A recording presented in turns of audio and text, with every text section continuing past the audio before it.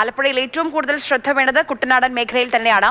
കിഴക്കൻ വെള്ളം കൂടി എത്തിയതോടെ കുട്ടനാട്ടിലെ താഴ്ന്ന പ്രദേശങ്ങളിലും റോഡുകളിലുമൊക്കെ വെള്ളം കയറി തുടങ്ങിയിട്ടുണ്ട്. 5 ഇടത്ത് ഇതിനോടകം തന്നെ ദുരിതാശ്വാസ ക്യാമ്പുകൾ ആരംഭിച്ചിട്ടുണ്ട്. തീരമേഖലയിൽ കടലേറ്റം രൂക്ഷമാണ്. ചെന്നിത്തല വെട്ടത്തുവിള LP സ്കൂളിന്റെ മതിൽ ഇടിഞ്ഞു വീണു. രഘുനാഥ് നാരായണനാണ് ആലപ്പുഴയിൽ നിന്നുള്ള സമഗ്ര ചിത്രവുമായി നമ്മുടെ കൂടെ ചേരുന്നത്. രഘു, ഇപ്പോൾ മഴ പെയ്യുന്നില്ല എന്ന് തോന്നുന്നു, മഴ മാറി നിൽക്കുകയാണ്. പക്ഷേ രഘു നിൽക്കുന്ന ഭാഗത്തൊക്കെ ഇത് പൂർണ്ണമായും വെള്ളം കയറിയിട്ടുണ്ട്. അത് എവിടെയാണ് സ്ഥലം?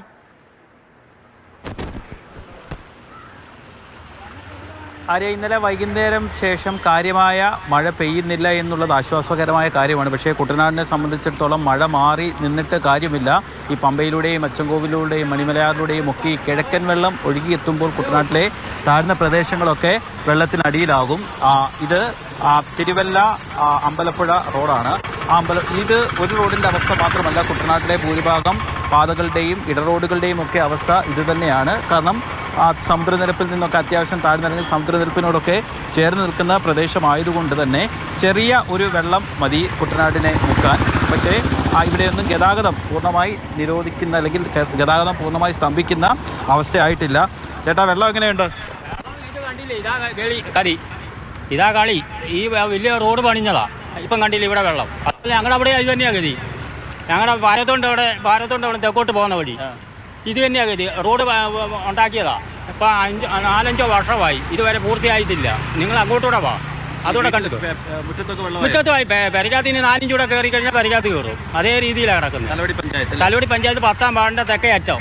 തലവടി, ഒപ്പം തന്നെ ചെന്നിത്തല, പള്ളിപ്പാട് തുടങ്ങിയ പഞ്ചായത്തുകൾ അപ്പർ കുട്ടനാടിൻ്റെ ഭാഗമായിട്ടുള്ള സ്ഥലങ്ങളാണ്. അവിടെയൊക്കെ വീടുകളിൽ മുറ്റത്ത് വെള്ളം കയറി തുടങ്ങിയിട്ട് വീടിനകത്തും വെള്ളം കയറിയിട്ടുണ്ട്. ആര്യ പറഞ്ഞതുപോലെ തന്നെ 5 ദുരിതാശ്വാസ ക്യാമ്പുകളാണ് ജില്ലയിൽ വിവിധ ഇടങ്ങളിൽ തുടങ്ങിയിട്ടുള്ളത്. ഞാനിപ്പോൾ ഉള്ള തലവടി പഞ്ചായത്തിലും ഒരു ദുരിതാശ്വാസ ക്യാമ്പ് തുടങ്ങിയിട്ടുണ്ട്.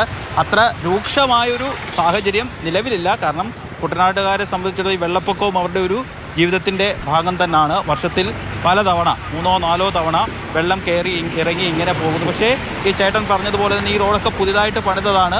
വേണമെങ്കിൽ ആ റോഡൊക്കെ ഒന്നല്പം ഒരു ശാസ്ത്രീയമായിട്ടൊക്കെ പണിഞ്ഞിരുന്നെങ്കിൽ ഈ പതിവായി ഈ വെള്ളപ്പൊക്ക കാലത്ത് ഇവിടെയൊക്കെ വെള്ളക്കെട്ട് ഒഴുകുന്നത് ഒഴിവാക്കാൻ അതിൻ്റെ ഒരു നല്ല ഉദാഹരണമാണ് അമ്പലപ്പുഴ ചങ്ങനാശ്ശേരി റോഡ്. അത് പുതിയ പുനർനിർമ്മാണം നടത്തിയപ്പോൾ ഒരു മാക്സിമം സ്ഥലങ്ങളിലും വെള്ളം കയറുന്നത് ഒഴിവാക്കാൻ വേണ്ടി സാധിച്ചിട്ടുണ്ട്. ചില ഇടങ്ങളിലൊക്കെ ചില സമയത്ത് വെള്ളം കയറാറുണ്ടെങ്കിൽ പോലും. എന്നാൽ ഈ സാധാരണ നിലയിൽ AC റോഡിൽ ഈ വെള്ളപ്പൊക്ക സമയത്തൊക്കെ ഗതാഗതം പൂർണ്ണമായി നിരോധിക്കേണ്ട അവസ്ഥയായിരുന്നു. എന്നാൽ കഴിഞ്ഞ കുറച്ച് വർഷങ്ങളായിട്ട് അങ്ങനെ ഗതാഗതം പൂർണ്ണമായി നിരോധിക്കേണ്ട സ്ഥിതിയില്ല.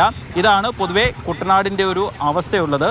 ഇനി നമ്മൾ തീരത്തേക്ക് പോവുകയാണെങ്കിൽ ഇന്നലെ ആറാട്ടുപുഴ മേഖലയിൽ കടൽക്ഷോഭം അതിരൂക്ഷമായിരുന്നു. 2 വീടുകൾ പൂർണ്ണമായും 5-6 വീടുകൾ ഭാഗികമായും തകർന്നിട്ടുണ്ട്. ഇപ്പോൾ ഈ വേലി ഇറക്ക സമയമാണ്. കുട്ടനാടിന്റെ ഒരു സമഗ്ര ചിത്രമാണ് രഘു നമ്മുടെ മുന്നിലേക്ക് കാണിച്ചു തന്നത്.